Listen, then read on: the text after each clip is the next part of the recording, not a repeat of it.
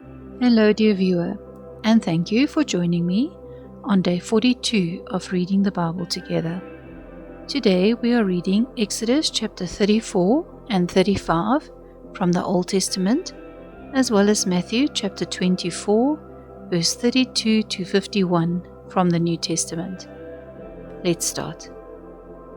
Exodus chapter 34, the second set of stone tablets. The Lord said to Moses, "Cut 2 stone tablets like the first ones, and I will write on them the words that were on the first tablets, which you broke. Get ready tomorrow morning, and come up Mount Sinai to meet me there at the top. No one is to come up with you, no one is to be seen on any part of the mountain, and no sheep or cattle are to graze at the foot of the mountain." So Moses cut 2 more stone tablets, and early the next morning he carried them up Mount Sinai, just as the Lord had commanded. The Lord came down in a cloud, stood with him there, and pronounced his holy name, the Lord. The Lord then passed in front of him and called out, "I, the Lord, am a God who is full of compassion and pity, who is not easily angered, and who shows great love and faithfulness. I keep my promise for thousands of generations, and forgive evil and sin.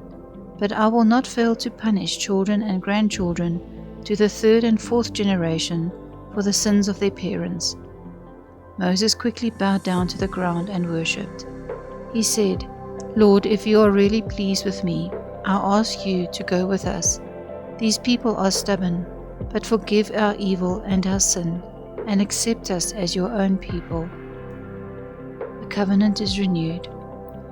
The Lord said to Moses, "I now make a covenant with the people of Israel.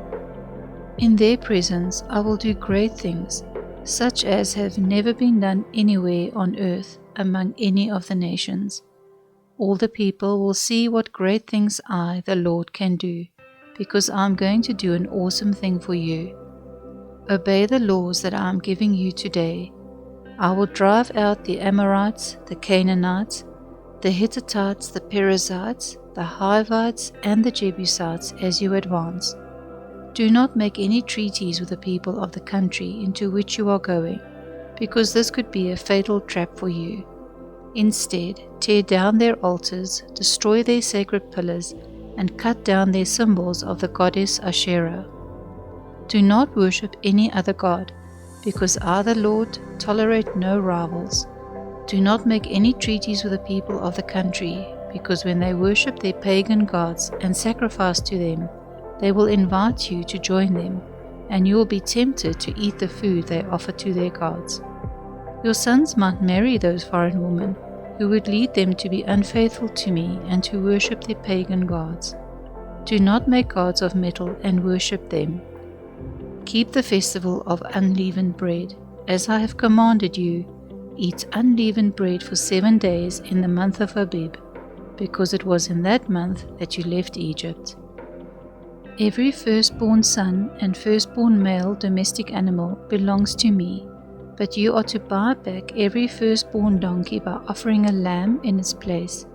If you do not buy it back, break its neck. Buy back every firstborn son. No one is to appear before me without an offering.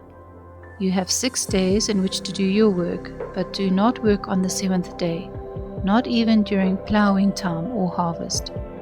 Keep the harvest festival when you begin to harvest the first crop of your wheat, and keep the festival of shelters in the autumn when you gather your fruit.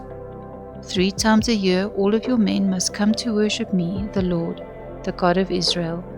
After I have driven out the nations before you and extended your territory, no one will try to conquer your country during the 3 festivals. Do not offer bread made with yeast when you sacrifice an animal to me. Do not keep until the following morning any part of the animal killed at the Passover festival. Each year bring to the house of the Lord the first grain that you harvest. Do not cook a young sheep or goat in its mother's milk." The Lord said to Moses, "Write these words down, because it is on the basis of these words that I am making a covenant with you and with Israel." Moses stayed there with the Lord 40 days and nights, eating and drinking nothing. He wrote on the tablets the words of the covenant, the 10 Commandments. Moses goes down from Mount Sinai. When Moses went down from Mount Sinai carrying the 10 Commandments, his face was shining because he had been speaking with the Lord, but he did not know it. Aaron and all the people looked at Moses and saw that his face was shining, and they were afraid to go near him. But Moses called them, and Aaron and all the leaders of the community went to him, and Moses spoke with them. After that, all the people of Israel gathered around him, and Moses gave them all the laws that the Lord had given him on Mount Sinai. When Moses had finished speaking with them, he covered his face with a veil.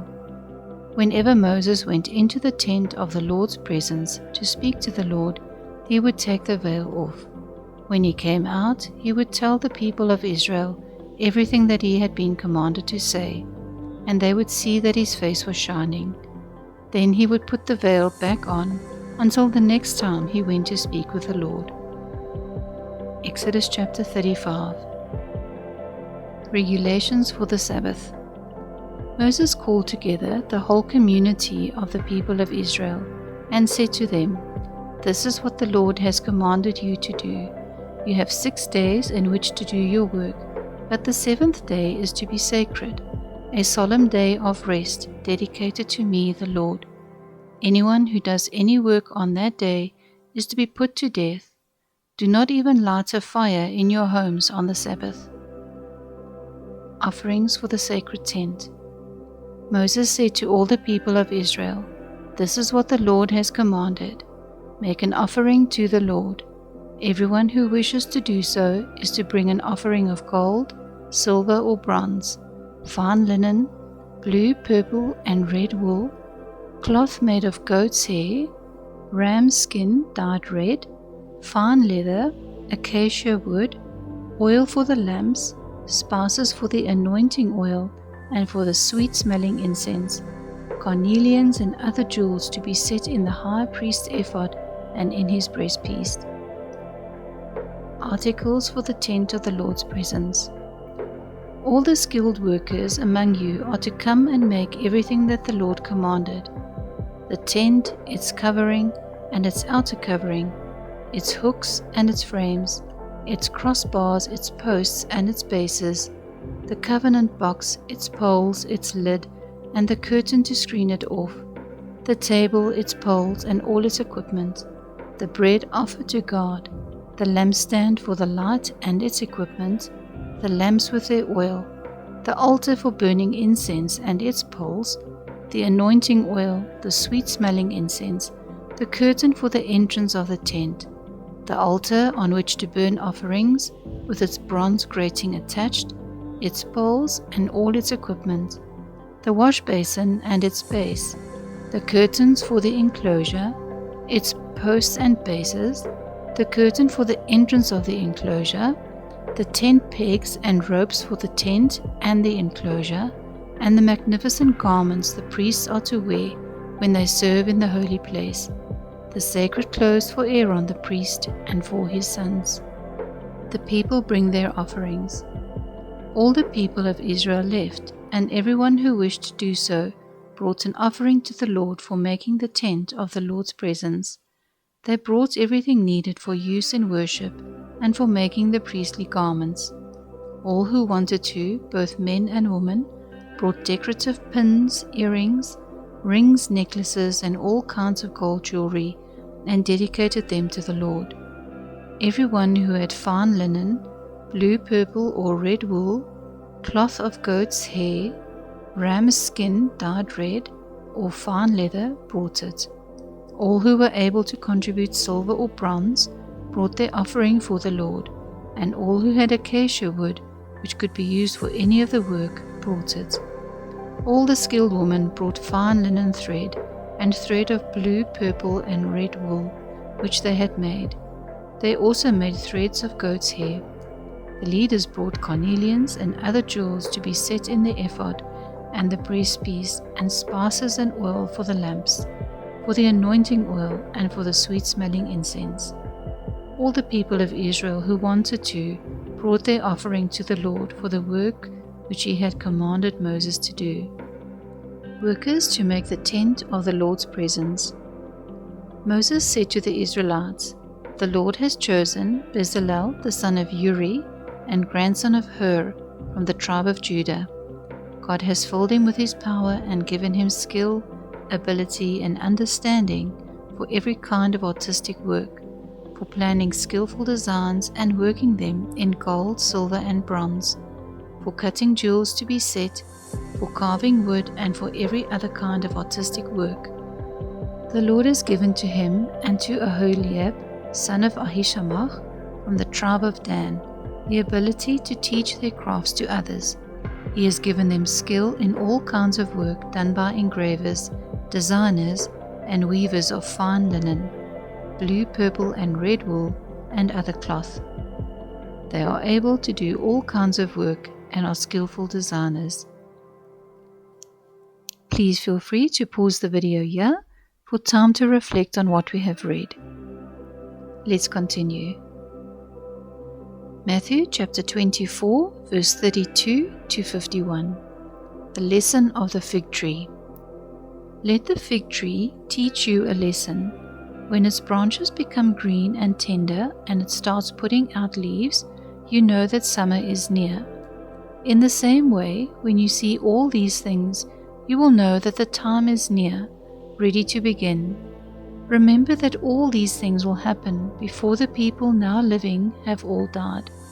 Heaven and earth will pass away, but my words will never pass away.